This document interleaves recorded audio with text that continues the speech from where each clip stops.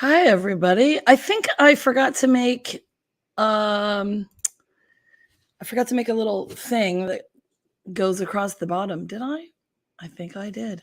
Anywho, welcome to Canter with Katie. Sorry about last night, but you know what? I forgot to upload the videos of Siggy too. So my bad. But she won her game last night, and so they are in the championships on Saturday at 9. So we're gonna talk vulnerability here in a minute, and I'm gonna roll the intro, and I'll see you in a minute.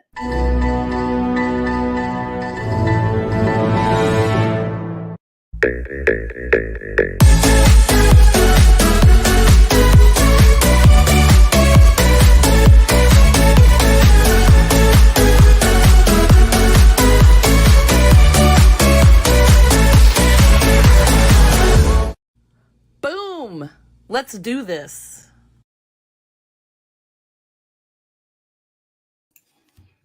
Hey, I feel really far away.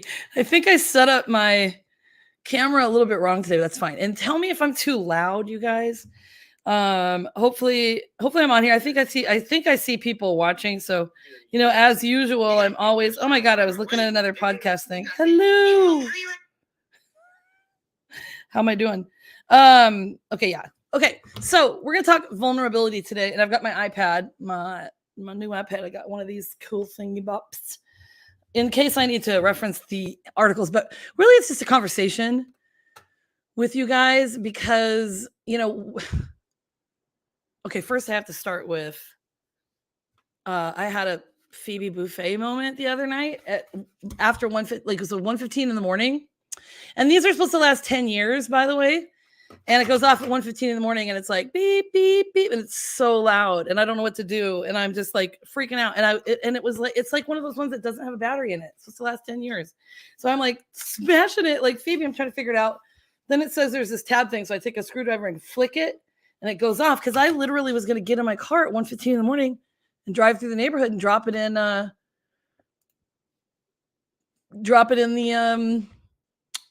trash can somewhere, and then I would have gotten in trouble. But it wouldn't say property of Katie Horgan. That wouldn't have been on there.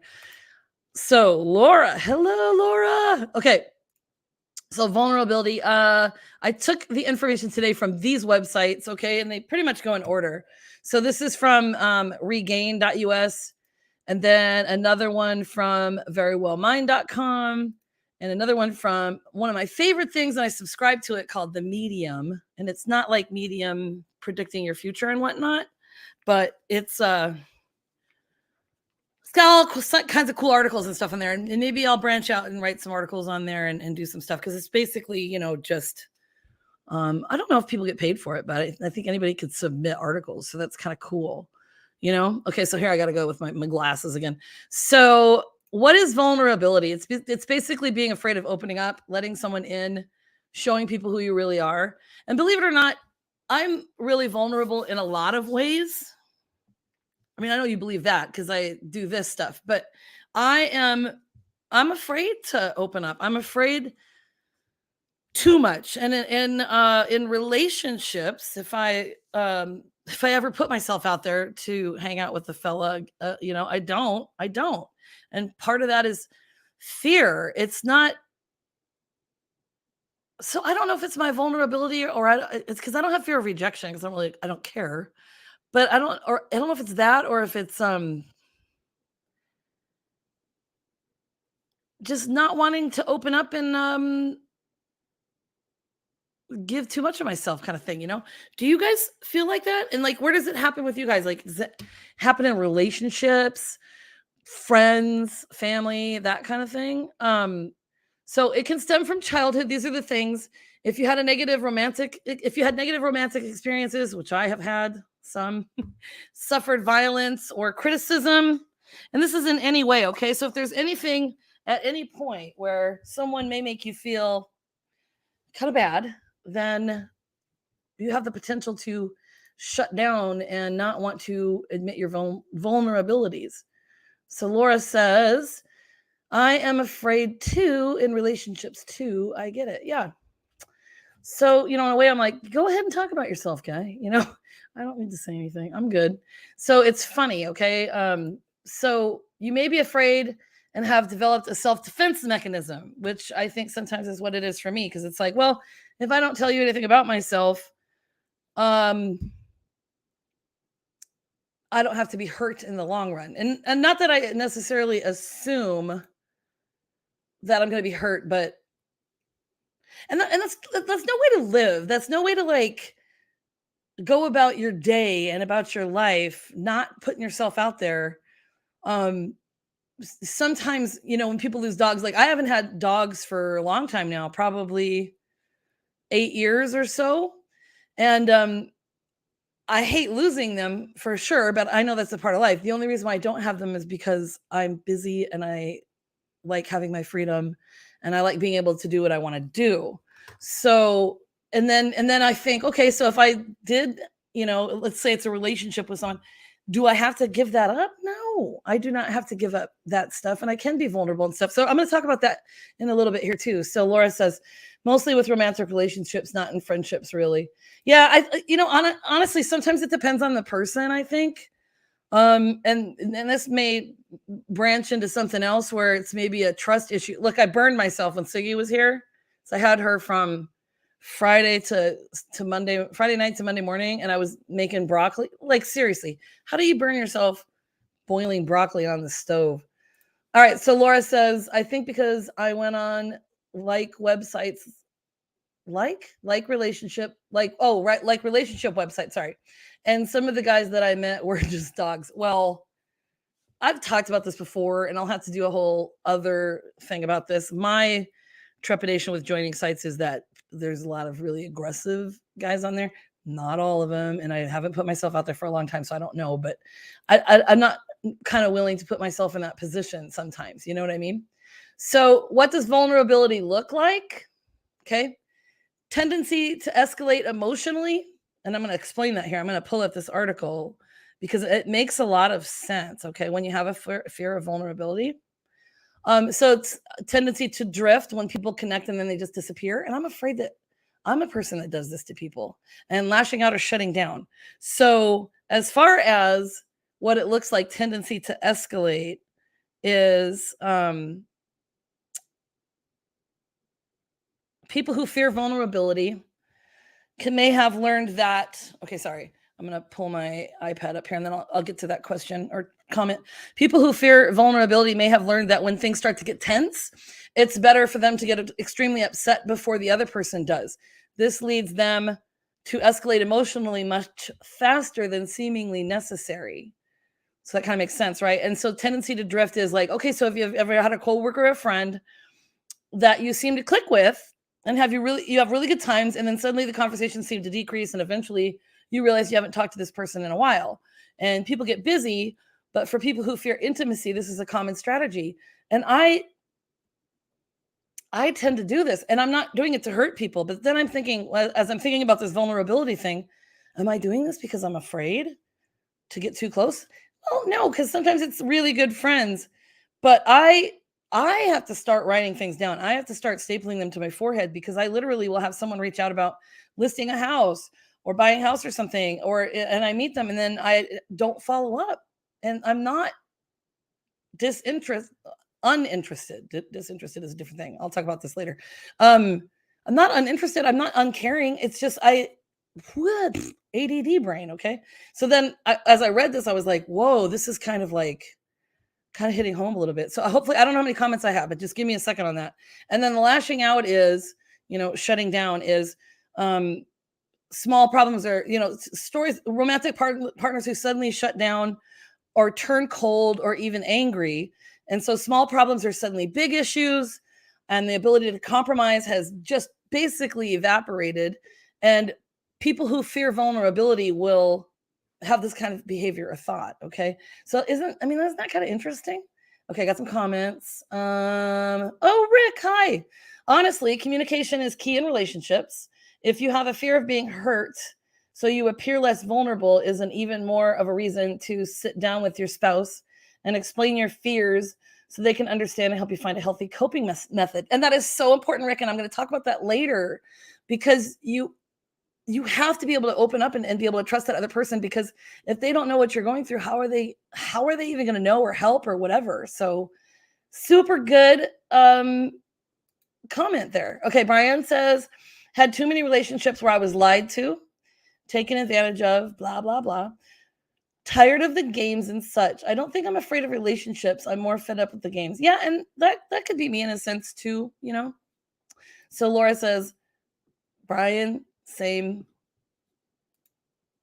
And then Rick says, some Rick wisdom, LOL. Well, yeah, it's true, and I'm really proud of you. That's healthy, and you've come a long way. Because I have some examples later that I'll show you. Like, really, vulnerability is actually a strength, believe it or not. And I forget that a lot of the time myself. So that's the thing. Okay. So other times it's just not talking about the self or admitting things in certain situations, like I was just talking about. Okay. Yet what it really boils down to is not wanting to be hurt or being judged.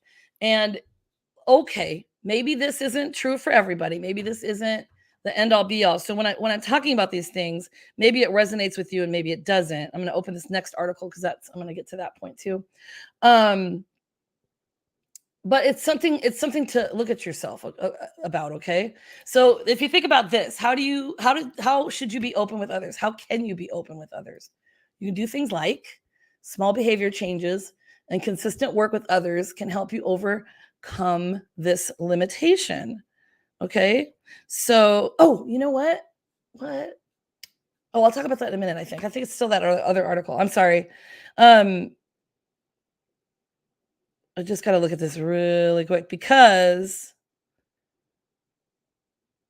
whatever. Anyway, this is what this means is that you're not going to change overnight. You're not going to go from 0 to 60, but you can start to take small steps. So that would be admitting something to someone, talking to someone about something, you know, whatever that is, and opening up about something that you're having trouble with. So Rick says vulnerability shows courage and helps you develop deeper understanding of other emotions, and you can share those emotions with your spouse, and that is indeed a beautiful thing. It sure is, Rick. Amazing job. I love it so much. And that's super healthy. So I hope you're in a very healthy relationship right now. And if not, you will be very soon. Okay, so accept that this will take patience and practice. You may need to adjust your expectations. Okay, so your goal here is genuine connections, like Rick was just talking about. So remember, this is important. You are not going to please everyone. How crazy is that, right? You're not going to please everyone. You have to come to that conclusion, because it is what it is. I mean, we all have different personalities and stuff, right? Believe it or not, there's people that don't like me. What? I mean, I find it shocking, but there are people out there. So take time to reflect. This is really, really, really important. Okay. Sit with your emotions and identify the problematic states. You may not be able to do this during the moment, but try and take time to reflect after. Okay. So this would be, I'm using this to help balance my thing here, but this would be having a journal. And this is a specific one I have for my Reiki things and stuff like that. Sorry, it's going to be a little wobbly here for a second. I have this propped up on something that's not very balanced. So this might be writing a journal at the end of the day or the beginning of the day, or taking a moment to sit and reflect about something, or text somebody, or text yourself, or email yourself, or write something in your notes in your phone. Man, okay, so I use Microsoft Office, and I have got so shocker that I forget things, because look at all the things I have in here. Whoa. I mean, I've got things for Candor with Katie. I've got things for work stuff, realty text, this and that, taxes, which I'm getting better at, comedy stuff, all kinds of things. So whatever it takes, take that time to reflect. Okay. Rick's all over it tonight. He's my co-host for this evening. He says, to be honest, I find pleasing others is toxicity for the individual. So toxic for the individual, because it doesn't actually benefit them and doesn't help them grow. Okay, so that's kind of a general statement. you should be making compromises for people, and you should want to please other people, but not at the benefit of your own well-being. So there's a little give and take in there. So if you're only doing that, I agree with you. It's too toxic for the person giving and not getting anything in return. So that's where, as you stated as well, the communication piece comes into play, right? Okay, so here's the other thing. So, Rick, it's like you were reading my mind. Be clear and direct. As hard as it is to share our challenges, others can't begin to try and understand, empathize, sympathize, whatever it is, if they don't know how you are feeling and or dealing with something. So here's the way I look at it. This based on this right here. Here's the way I look at it. Okay. If you can't, okay, what's the worst that can happen? You got to think of the worst case scenario, kind of. Okay. If this is somebody you really, really care about, and you open up and you talk about some of these challenges that you're having and they don't support you, then they're not for you. And you don't need to change for anybody. Now, like I just said, based on Rick's comment and what I was talking about, there are compromises that need to be made, but not at the detriment of someone's mental or physical well-being. Okay. So, Rick, you're awesome. Compromising and becoming a people pleaser are two different things. I'm talking about the individual trait of people pleasing. Okay, we'll move on from that. So yes, but yes, you can't just be a people pleaser. That's true. All right. So the next one. Oops. I accidentally didn't put up there. Okay.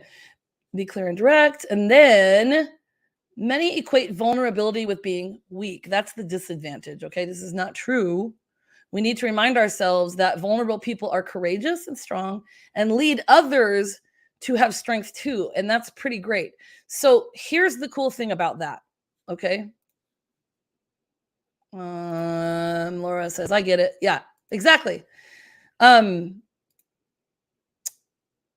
guys are doing a great job tonight. Thank you so much. Okay. So you're not weak. So the strength. Here it is. So in this culture of diet culture or whatever, and you have to be thin in order to look good, or if you're a guy, you have to be super buff, and that's the only way you're going to look good. And that could be at the detriment of your health, physical and mental. Okay. So I have a friend who I've been friends with on Facebook. I've never met her, and I've worked with her on stuff. She does all kinds of cool things too, with, manifestations and things like that, and does meditations and stuff. And she was just really open and honest about how she had for years and years since a teenager, and I don't know how old she is now. I don't think she's very old, maybe not even 30, maybe 30, but struggled with weight her whole life and did not the right things and starved herself and got so much praise for the way she looked, and she was not healthy. And then finally met people that could help her and helped her get to this point. I learned a new word too. And so I think I'll do another Kind of Katie on this, because it's orthorexia or something. I'll get to that later. But the point is, so there's probably a lot of people that have known her for years that have really praised her for her looks and stuff. And when she got really vulnerable, it was a very long post, and she said, please don't comment on, I was wondering why you were absent, or, the way she looks or whatever, and had talked about how long it took her to get to this point. And your body knows what's healthy, whether doctors are going to say it or not, or agree with the BMI and things like that. And this is like a whole other issue. But my point is, she will lead others and is leading others to become more confident and self-assured in their own bodies, because that's important too, because our minds will mess us up, right? So that's part of that vulnerability too, is not not wanting people to see you if you're in that situation, or you've got some kind of scar, some just stuff like that. So that's the thing that you need to focus on too. So Rick says, very not true. Vulnerability is such a strong and courageous trait. That's what I said. Did you read that? It says, okay, you're messing me up, Rick. Many equate vulnerability with being weak. So you're agreeing with that one. So I said not true. So you said very not true. Okay, sorry. It's so hard for me to go back and forth with these. Rick, you're doing such a great job. Good job. Okay. When should you accept vulnerability? Okay. So you may have greater strength, stronger relationships, and improved self-acceptance when you accept vulnerability, when you are vulnerable and you can do something like that. Rick says, thanks. I know. I'm so proud of you. Good job. I mean, it takes a lot. Rick's done a lot of work too. I've told you guys before, because he's commented on some of these, and he was a student of mine at the Peoria Transition Center. I don't know what it's called now. It's something different. It's an alternative high school. And we had lots of talks about emotions and being vulnerable and doing the right thing and that's kind of stuff. And so Rick, look at who you are and how you turned out. It's so amazing. I'm so happy. Okay, so I've got to go through these because examples of vulnerability would be taking chances that might lead to rejection, talking about mistakes you have made, sharing, okay, I don't know where I looked at, but hi. Sharing personal information that you normally keep private, feeling difficult emotions such as shame, grief, or fear. So that's a big one. I don't want to do that. I don't want to feel, I'm an empath and I cry all the time, but then not all the time. I say I'm dichotomous, right? And it depends on the situation. Like I have a friend who I've only met once, and we're doing these coaching calls things in the morning at 9:00, and it's great. And it's just a short 15-20 minute thing, and it's a group of people, and it's all about stuff. And he went back to Canada to see his dad, who's 88, and he was in the hospital, and I can't remember what was wrong. And then he had to have a surgery. I think it was a hip surgery or something. But anyway, he snuck his dad out and took him to the mall, to this food court thing and whatever, and then was flying back, and we were doing one of these meeting things. And then he said, hopefully I don't have to fly right back. But then his dad didn't make it after the surgery, so he did have to fly right back. So, and that he was talking about vulnerability and stuff then too. So it's like he didn't hold that in. He shared his grief and he shared what he's going through. And that helps somebody like me who doesn't want to share that sometimes. Believe it or not, as weird as that sounds. You can also reconnect with someone you've fallen out with. Sometimes this takes saying I'm sorry or accepting someone's apology. And then also being honest about what you need in a relationship, including your boundaries and expectations. Whoa, that's a huge one. So that's something I've gotten a little better at, I feel. And so that's something that is important to me from the beginning now. So if you do something like that, whether it's friendship or, work acquaintance or a lover, something like that, that's just going to help you. Because why waste your time? Why, if somebody doesn't get it, and that's not to say that if somebody's like, oh man, I don't get it, doesn't mean they can't work it out, like we've talked about, and like Rick had stated too. Talking it out and that communication is so important. So the more that you can open up and be vulnerable and tell people what you need, how you're feeling, what you're dealing with, and what kinds of things you can handle and not handle, the easier it's going to be for both you and the person on the other end. So then maybe the person on the other end will open up and be vulnerable with you as well, if that makes sense. So Laura says, I am vulnerable, but fine with being single right now. Yeah, for sure. Yeah, it's all good. Can you be too vulnerable too much, like being codependent? I think so. I think that goes from, that's something I'll have to research a little bit, but I think that goes from being vulnerable to being insecure kind of thing, probably, So Rick said, I had such a self-confidence issue. I struggled so much with these issues and still struggle with it. Oh my gosh, thank you so much for admitting this. But it's a constant battle, and it's a challenge I accept and grow each day. And the only advice I can give is the only thing that's stopping us from conquering fear is fear itself. Oh my gosh. I wish I had, I need to figure out if I can get like sound effects, because that was amazing, Rick. Rick, right here, this is the example of vulnerability right here. And thank you. Maybe that'll help somebody, right? How amazing is that? Okay, so how to love yourself and overcome this vulnerability issue. All right. Know that you are important. Embrace your mistakes. Stop trying to prove your value. And remember that you can't be everything to everybody. All right. If you feel like you have to prove yourself to somebody, then that's not the thing. Okay. So Brian says, too much vulnerability is annoying. Sometimes you have to just get over it.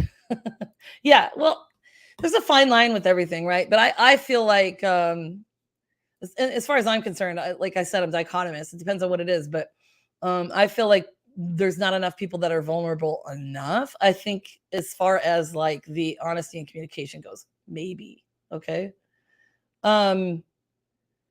It's an act of courage. It's a shift in awareness. It's an act of courage because you become your authentic self then. Okay. I've got a couple of things to show you from Brene Brown, badass that she is. I know you guys know who she is. So this one, there's a couple just little things. No, we don't, on a micro level as individuals, we're not our best selves in fear. And collectively, we're certainly not our best selves when we're in fear. No. Okay, well, see, that's a short one. Sorry that it was so long. So you saw my whole screen, but it's really cool because you can. Okay, let me just play this and then we'll talk about it. Let me just make it bigger. Okay, there we go. Not just that the things that go wrong for us are part of our wholeness, right? As you described, the vulnerability is what keeps us in. But also that what goes wrong for us is part of our gift to the world. It's what enables us to connect and be compassionate. It's not just that the things. How cool is that? Okay, so I got to get out of here. Sorry. Did I stop sharing? Okay. So those are really important things. So it's really cool because you can go on YouTube and you can click in like clips to share that are allowed to share on YouTube. And those were some, and I could actually take clips of like the 4-minute Brene Brown thing. So that's the piece of it right there. Okay. So Laura says, I fight insecurity and try not to mix it with being vulnerable. Yeah. I sometimes mix that up. I think a lot of people do. And I think, and then even true what Brian said and Rick said too, it's like, so I think too much vulnerability just becomes insecurity, right? So that's the thing. All right. So what she said was that's what being compassionate. And that's what brings us to understand people better. And so it's like making the mistakes and learning from them. Okay. The worst. Okay. Is it going to suck if you're vulnerable with someone, as in expressing yourself, telling them what you need, and they shoot you down or shut you down? Yes. But that means that person's not for you. That means that's the worst thing that can happen. Like, hopefully they don't take you and then just crush up your little heart and then spit it out again and waste your time. But it is completely, this is what I'm going to work on too. Okay. Be upfront, be honest from the beginning, because that's what's going to give your most authentic you and your most authentic relationships, no matter what it is. Okay. So Brene Brown put it perfectly when she said, yes, I am imperfect and vulnerable and sometimes afraid, but that doesn't change the truth that I am brave and worthy of love and belonging. Okay. So there you go. Heal the pain that you have suffered. Take those steps, because when you suffer, you focus on the sadness and the negativity rather than the beauty of the complete self, the strong self. Okay. So this has actually been a really good one. I couldn't really quite figure out what to talk about, and this has been really good. I think final thoughts are, if you are feeling that you can't be vulnerable, that you can't open up, that you would like to feel more self-confident, be able to communicate better, there's lots of things you can do. You can research stuff. You can read books. You can take workshops. You can go to counseling. You can reach out to a friend. You can journal, meditate, whatever it is, figure it out what's going to work for you. And then start to take those steps. And they can be baby steps. It could be just a little thing. It could just be, and whatever that is, it works for you. Okay. So thanks for joining me tonight. Sitsquatch says, the journey begins with you. So be good to yourself. I sure love this little guy. And you know what I say? Horgan loves you. So peace and love. Have a great evening. And I'll see you next week, probably on Tuesday. Bye, guys.